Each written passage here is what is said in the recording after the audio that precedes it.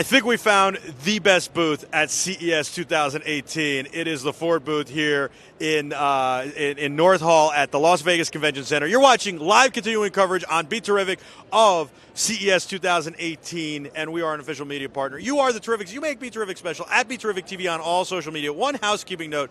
There is a DGL giveaway from us later in the day. It's a Cowboys-like pickup truck that's remote control, and all you have to do to win is go to @BeTerrific TV on Twitter and hit the hashtags, and then copy the hashtags and retweet it, and then you're entered to win. We'll pick somebody at random by the end of the day. This is Dr. Erica Clampful, who is here with us to tell us all about the things she's working on at Ford. And let me tell you something, they're working on some pretty amazing things. But before we do that, Doc, take a step back. I'm going to take a step back, too. Let everybody look at this wonderful booth that you guys have designed. Look how spectacular that is. A wraparound video wall. I'm going to estimate that's about a P3, maybe a P2.9 or even a 2.5 pixel video wall, millimeter pixel pitch. And then you've got a little cafe over here. We'll save some of the surprises for the end. How about that? That sounds good. Welcome to the program. Happy to be terrific with you. Oh, I love it. Thanks so much for joining us. No problem. So this is the Ford Transit, and this car has a lot of technology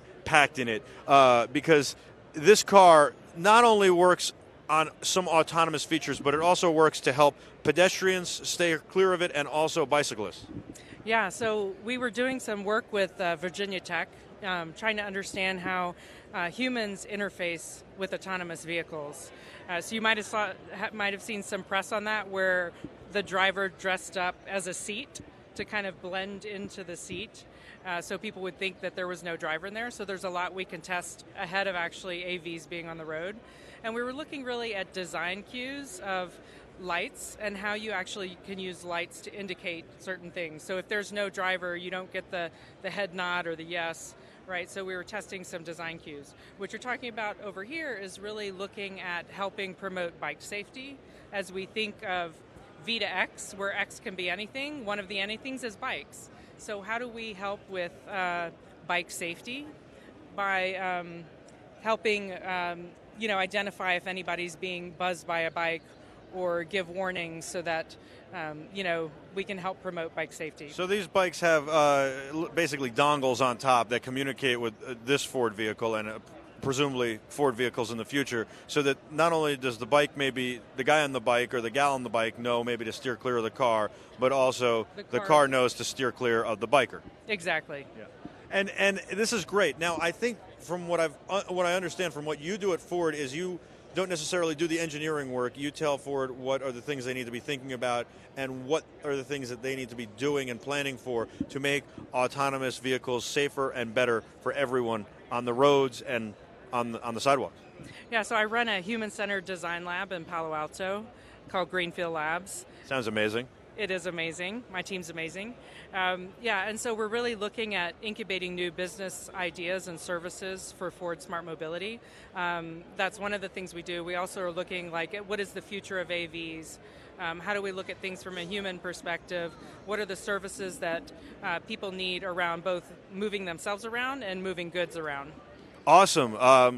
I like that a lot, and it's all really important stuff. So this is really, in reality, a normal Ford Transit that you just have stuck some extra things on. But again, this is the one that you did the study with Virginia Tech, where you had the driver dress up as a seat. Yep. And so people would see how people would interact. You can see the lights. So how do you, flashing on the top, so how do you actually use different cues? Like we're used to street signs and certain signals. Everybody knows if the right indicator signal is on, the car is turning right. So how do we communicate other things to pedestrians? Is the car in service? Is it waiting for a ride? Very interesting. That's stuff that we hadn't really thought of and is very important. So we'll move on a little bit here around the bend, and I like you've put park benches out and some grass. You've got a nice cityscape going on. I mean, this is absolutely a stunning booth. Well put together. Street lamps, all LED powered. Even smart bench over there. Oh, so you can charge your phone? Right. It has Wi-Fi charging. It has certain, it collects certain signals. So it has certain sensors in it. It collects temperature data, CO2 emissions. So you can think of that as another piece of infrastructure in the city that could be connected to. That's very, very cool. And you're thinking about the ways that Ford can really,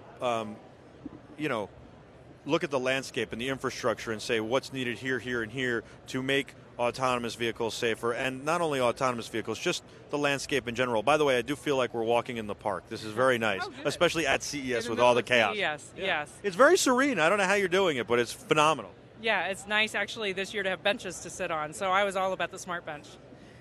So am I correct in what I said about that as far as you're looking at other... We're looking at, this is like the cities are a complex system, right? And Jim Hackett, has asked us to focus not just on individual services or the individual vehicle, but to really look at the system as a whole and how those things interface with each other.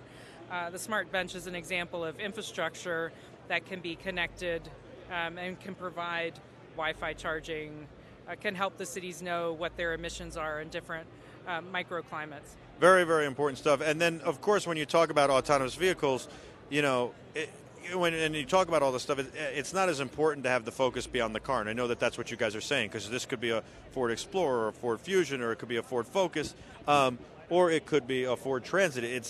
That's not the important part. The important part is figuring out all these things. And I think that in many movies, that's how the aliens communicated with those lights on their ships.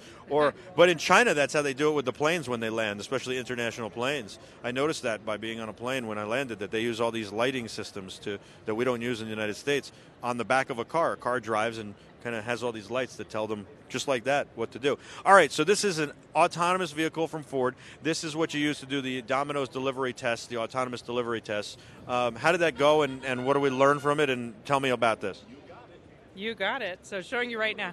So part of what we are trying to explore here is really how do people do the last 50 feet of delivery, right? So normally when your pizza is delivered to your home, the person goes to your door and delivers your hot pizza. But with autonomous vehicles, they can't go to your door. So how do we actually interface with consumers through the autonomous vehicle? Are they willing to come curbside? How do we make sure it's understandable to get their goods? How do you make it clear, like what side of the vehicle do people go to? If they live in an apartment complex. Or what if the car has to pull up on the driver's side because it's just the way their street is, or where they are, what window do they go to? That's very interesting. Yeah, so we did a 7-week study in Ann Arbor where Domino's, who's a great partner, would ask customers if they were willing to have an autonomous vehicle deliver their pizza. Did most say yes? Yeah. I would have. Yeah, people thought it was pretty cool. And then just testing, like, how do people interact? Was the PIN interface easy? Like, so not just anyone can get the pizza out of the car, but, right, like, how do you convey the information, make sure the person who ordered would put the PIN in, get the right pizza person. out. And you're not using facial recognition or fingerprint, which you wouldn't use because you wouldn't know the person. So what's the code? I want to try it. Oh. Any 4 digits you'd like. Any 4 digits just for this test. All right. You got it. I got it. Wow, I got right. And then I put in the 4 digits, and look at that. And then I would take my pizza out and say goodbye. It's kind of very interesting. Like I'm imagining getting the pizza and not having a driver, nobody to tip, which I like. That was one of the feedback. That was the feedback. But I'm like, this is cool. I'm totally getting that, and it feels very, Blade Runner or a Total Recall or Night of the Running Man, maybe even. It's very, very cool.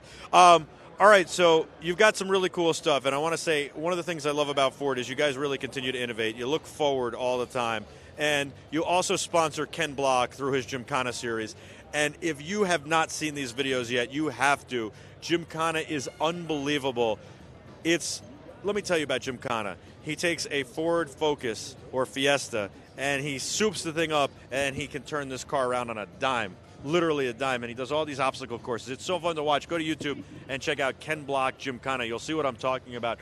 And so Ford is a big proponent of that and sponsoring that, and it's all about safety but also having fun. And so I like that a lot. All right, I'll tell you what. I see you have an ice cream stand over there. Wouldn't that be the greatest way to end this? Go for a walk. I need to try it. I do need to try it, right? I like that you're doing this, too. A little stroll through the park, getting to see the tech, what Ford's doing, what they're all about, and then, you know what, let's maybe just get an ice cream and place an order and have some fun. How does that sound? Sounds great. there are a lot of people. It's always a nice way to end the day. Yes. Especially with those flavors. I'll tell you what. I'll maybe walk around the side here or something. What flavors do we have? We have peach mango, strawberry, Cookie Monster, and frozen hot cocoa. I think I'm gonna go with a Cookie Monster. Yeah, I think that actually sounds good. I'll do Cookie Monster as well. Awesome. I love a Cookie Monster cone. Thank you. Do you still have them on donuts? We do have them on donuts. I'll do a Cookie Monster on donut. On donuts? On donut, yeah. Oh, my God. I didn't even know that was an yeah. option. Cookie Monster and then a Cookie Monster on donuts. And now this is where you tip, right? Yeah. No autonomous ice cream scooping. That's right. This is phenomenal. You know, I love what Ford's doing, and I love that you did the booth this way. This is a lot of fun. Gives people a chance to relax here at CES and go for a stroll in the park.